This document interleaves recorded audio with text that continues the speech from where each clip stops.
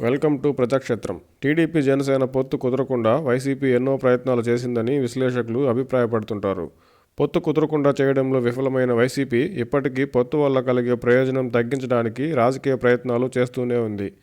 YCP చేస్తున్న ప్రయత్నాలు అభ్యర్థుల ఎంపికలో మార్పులు చేర్పులు, సామాజిక వర్గాల సమతుల్యతకు పెద్దపీట వేస్తున్నా క్షేత్రస్థాయిలో టీడీపీ జనసేన పొత్తుకు విఘాతం కలిగించే అవకాశం లేదని చెప్పొచ్చు. టీడీపీకి జనసేన బలం తోడవడంతో వైసీపీ వ్యతిరేక ఓటు చీలకుండా చేయడమే కాక వైసీపీని ఓడించగలిగే కూటమిని ప్రజల ముందు ఉంచినట్టయింది.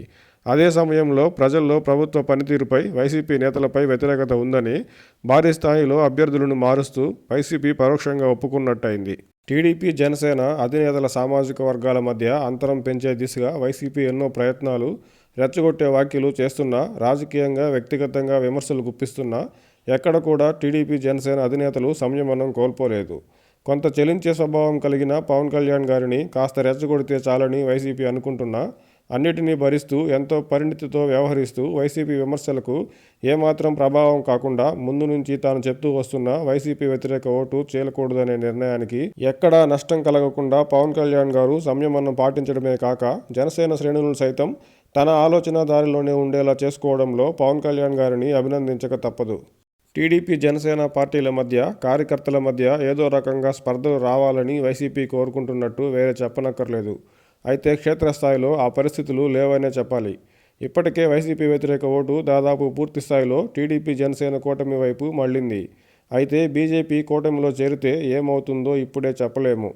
టీడీపీ జనసేన పొత్తుకు ఇరు పార్టీల కార్యకర్తలు, వైసీపీపై వ్యతిరేకతతో ఉన్న ప్రజలు సంపూర్ణంగా మద్దతు ఇచ్చినట్టే లెక్క. అంతేకాక టీడీపీ జనసేన పార్టీల ప్రాథమిక ఓటు ఇరు పార్టీల మధ్య సాధారణంగా కంటే ఎక్కువగా బదిలీ అయ్యే అవకాశం ఉంది.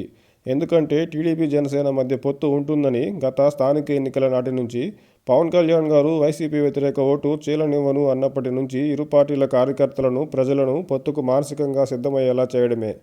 అందుకే వైసీపీ ఏం చేసినా టీడీపీ జనసేన పొత్తు మాత్రం దాదాపు సక్సెస్ అయినట్టే. అయితే ఇప్పటి వరకు సక్సెస్ఫుల్గా కొనసాగుతున్న టీడీపీ జనసేన పొత్తు వచ్చే ఎన్నికల్లో టీడీపీ జనసేన కూటమిని గెలుపు తీరాలకు చేరుస్తుందో లేదో చూడాలి.